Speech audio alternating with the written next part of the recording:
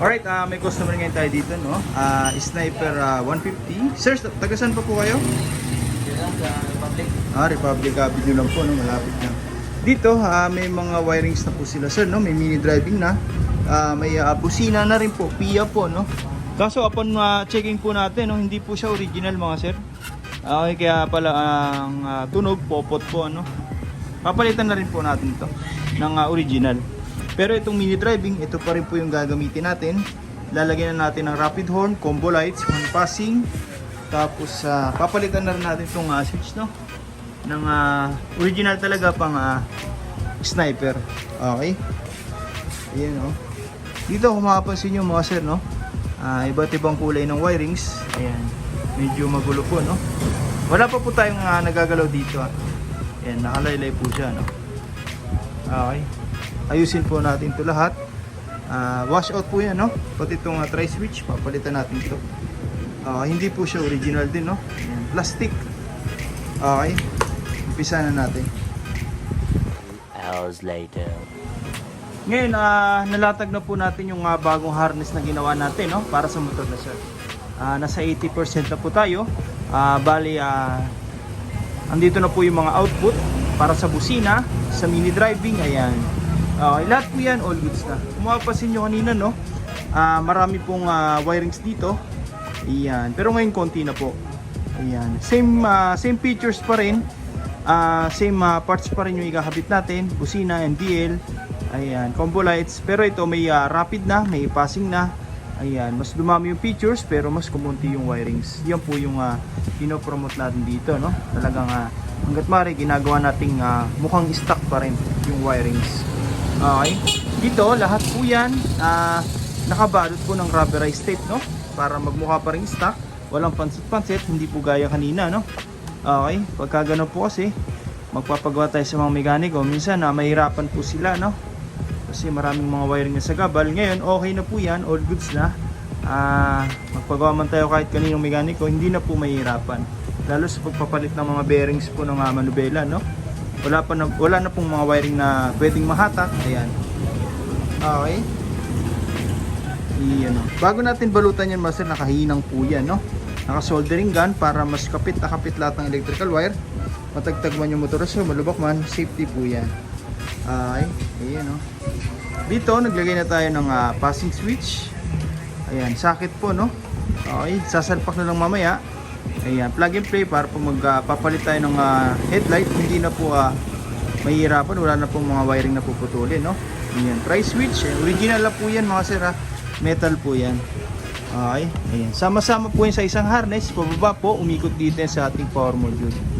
Okay, naglalagay po tayo nito para may control, no? Lahat ng mga parts na kinabit natin yun, katulad ng MDL, PIA horn, combo lights, horn passing, horn switching. Ayan. Tapos rapid horn, no? Diyan na rin po yan.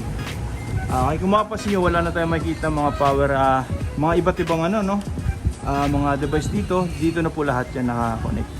Okay, denso po yan, made in Japan, kaya matibay po, no? May mga customer po tayo, no? 5 years na po yung ganyan nila. All goods pa rin.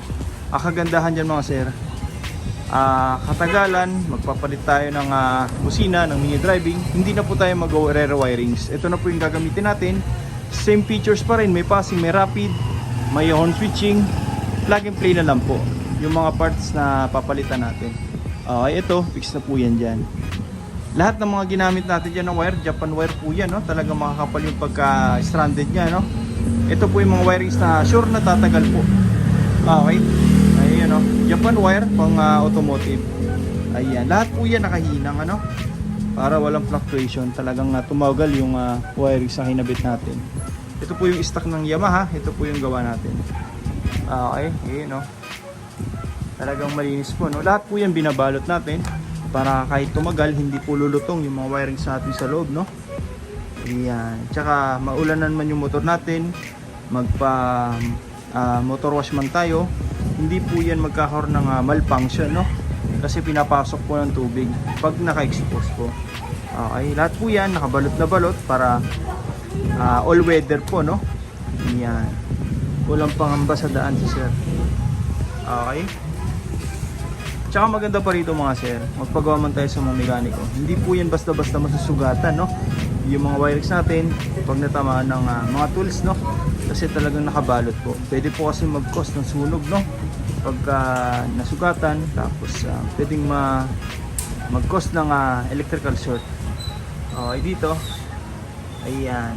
Okay na po yan, all goods. Kakabit na lang natin yung mini driving, tapos yung busina. Yung busina na isa, nandito na. Original po yan mga sir, PIA po yan, hindi po tayo naglalagay ng class A, no? Okay. Yung isa naman dito natin lalagay. Okay. Ngayon, okay na po yan, no? Makapansin nyo, lahat po yan nakailaw, pero hindi na kumukurap. Okay, stable na po yan, hindi po katulad kanina, no? Talagang pag naka-minor, ayan, nagkukurapan po yung mga ilaw na sir. Ngayon, stable na po yan, wala na pong fluctuation. Okay, testing natin, no? Ayan. Ito po yung headlight. MDL, low, high, low, high. Yan pa rin po yung dati ni sir, no? Okay. Passing light, ayan. Busina.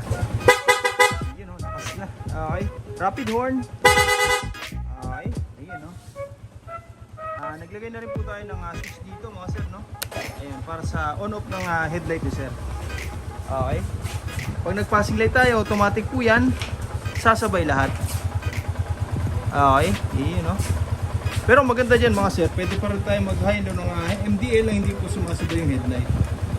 Pwede rin tayong mag-on po ng headlight nang hindi po sumasabay yung MDL. Kahit mag-high low po tayo, no?